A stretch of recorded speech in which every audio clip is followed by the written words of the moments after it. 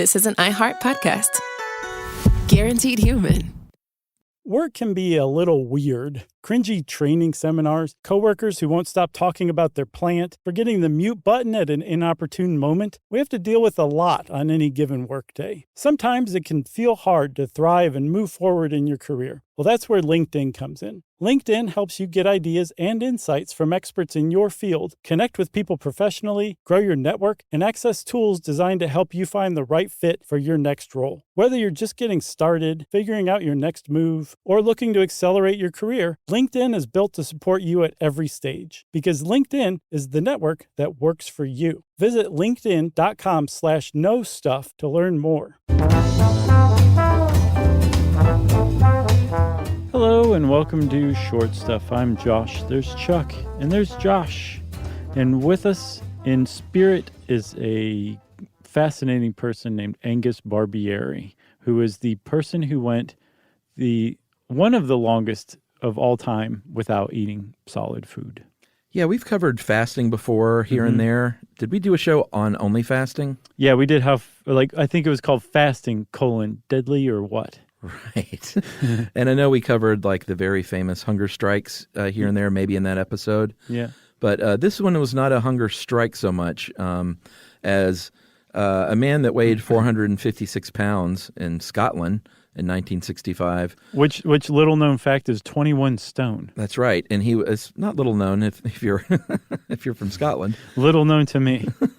But he needed help and he went to the doctors. They put him on a short fast, thinking that, all right, here's what's going to happen. We're going to put this guy on a fast. He's going to lose a little weight. Don't know if he'll keep it off or not, but maybe this will kickstart a better lifestyle for him. Yeah. Once he started not eating, he said, I can do this. And he didn't eat for a few weeks. Then he didn't eat for a few more weeks.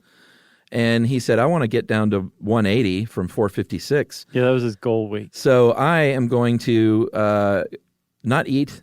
Well, he didn't proclaim this at the beginning, but in the end, he did not eat for 382 days. Nothing at all. No, nothing. Not fruit, not nothing. He drank coffee, he drank tea, he drank sparkling water, and then he took some vitamins, which we'll talk about in a second. But he just didn't eat for over a year. And what's even more astounding is that he didn't just stay in this hospital in Dundee. He went about his normal life. He had to quit his job at his father's fish and chip store. Yeah, I would think that's the first line of business. But other than that, he was going to and from the hospital. He would go and spend a couple nights overnight, but he was being treated for as an outpatient. And so you might think, well, okay, clearly this guy was fudging this. He didn't really go a year without eating. Well, his doctors thought of that too, and they tested him, and the test showed that he probably was really not eating this whole time. Yeah, so you mentioned the vitamins. He had a lot of body fat, obviously, at 456 pounds. Right. And you can survive on your body fat for a while. But he also took a multivitamin. He took vitamin C. He took a yeast supplement, a sodium supplement, and a potassium supplement. Sure. That's going to help maintain his electrical conductivity. And he was doing okay. He would describe being weak sometimes and a little faint here and there, but he was not falling over every couple of hours. Right. It's pretty remarkable that he was able to do this on an outpatient and not completely under doctor's care and supervision. Yeah, not bedridden for a year. He was walking in and out of the hospital. He was just living his life, He just wasn't eating this whole time. And it is astounding to the point where it's basically a medical mystery. And it's not so much like Angus Barbieri was particularly special. What Angus Barbieri points out is how little we understand how the human body in general functions and how much less we understand how it functions among individuals. Right. They just have no idea how he did this. We just know that he did it because it's documented. There was plenty of newspaper stories after he broke the fast and news came out, but his doctors also documented it scientifically and released it as an article in the Postgraduate Medical Journal in 1973. And it's only 10 10 pages, maybe a little longer, but it's a really interesting read about, what detailing this process that this guy went through and what his body was doing at the time. All right, so let's take a quick break. And during the message break, everyone, try and think of what he did not do besides eat as well very often. That was very awkwardly worded. And we'll give you the answer right after this.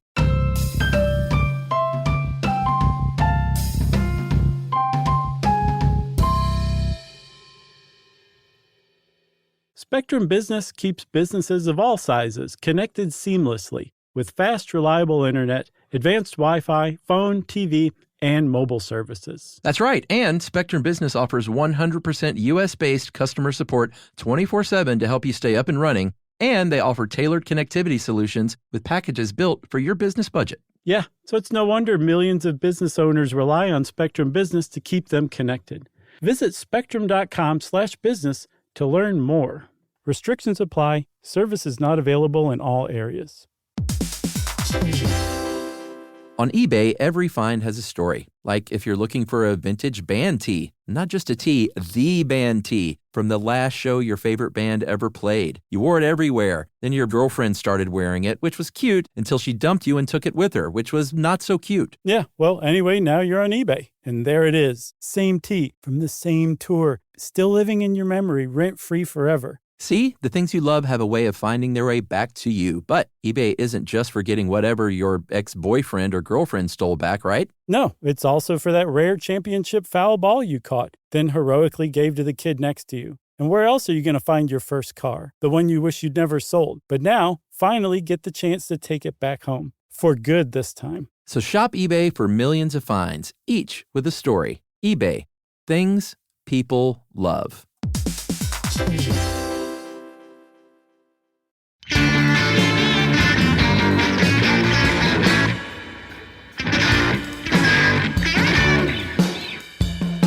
Okay, so he's not eating much. No, and I posed he's not eating anything. A little teaser question before the break on what else he was not doing. And if you guessed poop, you're correct. What do they get, Chuck? They get nothing. They get a pat on the back from me virtually through the airwaves. All right. He went generally between like 40 and 50 days without pooping. So he did poop occasionally, and I don't even know what that would have been. Just They say parts of his body. Yes, they say in the study that it was basically just like cell detritus, cell deleterious. Can you imagine that smell? Yeah, I don't. Just cellular poop. I guess, yeah, but I don't know if it'd be any better or worse. It'd be no more offensive than warm biscuits, I would think. Nice callback. Thank you. But he did poop, but that's like bottom of the barrel poop. But I mean, that's a lot of dead cells to form like a visible poop, even if it was just one little bloop, That's a lot of dead cells that he was getting rid of. Yeah, I mean, I guess he only pooped probably like, what, 8 or 9 times? Yeah, for this whole year. Not bad. Not bad. He had a clean fanny the whole time. So, this is for our friends in the UK, so you shouldn't say yeah, that's right. Clean fanny. He had a clean rectum. A clean vomit. Isn't that the universal name? I think so. Okay. So at the end of this whole thing, he got down to that ideal weight of 180 pounds. If you think, well, sure, but then he starts eating and puts it all back on. Nope. Not so. 5 years later, he just weighed 196. Not too bad at all. Yeah. When he came back from his fast, and this is very important, I was waiting tables in Arizona one time, and a woman fell over in the restaurant. Mm-hmm. And I think this was during the fasting episode. I told this story.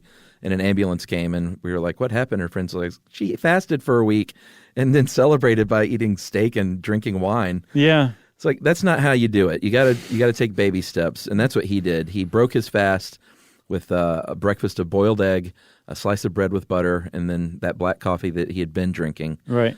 Before he ate that, he said that I forgot what food even tastes like. And afterward said, I feel a little full, but I enjoyed it, and it went down okay. Yeah. And so, again, like his doctors were testing him on pretty much a daily basis, urine tests, blood tests, and he they were keeping track of like things like his blood glucose level. And that's a really good indicator. You can't really fake a blood glucose level. If you eat something, it's going to show up on a daily test. And one of the reasons why Angus Barbieri is this medical marvel is that he was walking around with a blood glucose level of 30. If you are eating normally, your blood glucose level is about 140. And if you fast overnight, like say you don't eat anything after 5 or something like that, the next morning when you're tested, you have about a 70. This guy was walking around with a 30. And the fact that he wasn't just feigning constantly is really impressive. But the thing that gets me, Chuck, is the hypercalcemia. That's right. As expected, he developed hypercalcemia, which is very higher than usual, at least, amounts of calcium in the blood. Mm-hmm. And he's peeing out a lot of calcium, or, higher than normal amounts of calcium in his pee.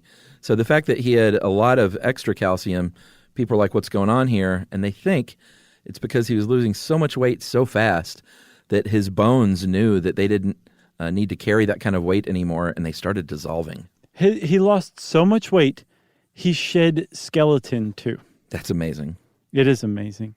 So much weight that the Guinness Book of World Records in 1971, before they decided it's probably not good to encourage world records for fasting. Yeah. He was the last one to be, I guess, awarded, by the Guinness Book for that kind of notoriety. And then after that, they said due to its specialist nature, right, and not due to the sheer danger, we're not going to open this up for any other people. There is one other Guinness record about eating that's even longer than Angus Barbieri's. The world record holder for a hunger strike. Angus didn't eat for 382 days. A guy named Dennis Gaylor Goodwin didn't eat for 385 days. So he went three more days without eating before he was force-fed through a tube. He was protesting his innocence about a charge of rape. I saw no follow-up. No, he was actually guilty. He was actually innocent. Whatever became of him, the only mention I can find of him is that he didn't eat for 385 days. Yeah, and I love that on day 385, they're like, we've had enough.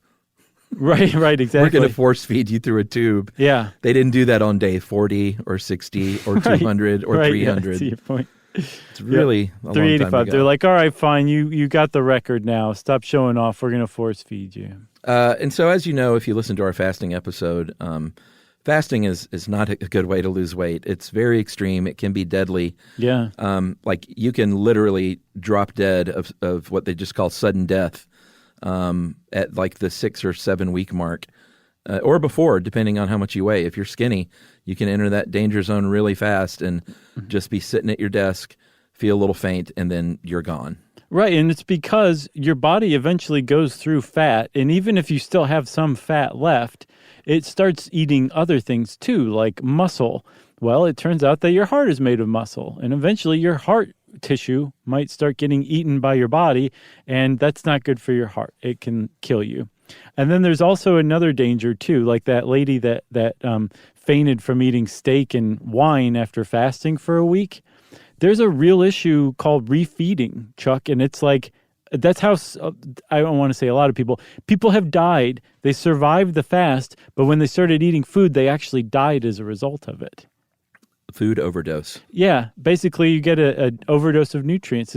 And like we don't understand how that works or how to refeed somebody, which makes long extended fasts over like something like 40 days from what I've seen, which seems really biblical if you ask me. It doesn't sound scientific. 40 days and 40 nights. Basically, that anything over that period is very, very, very dangerous because after like 6-8 weeks, you start to enter a danger zone.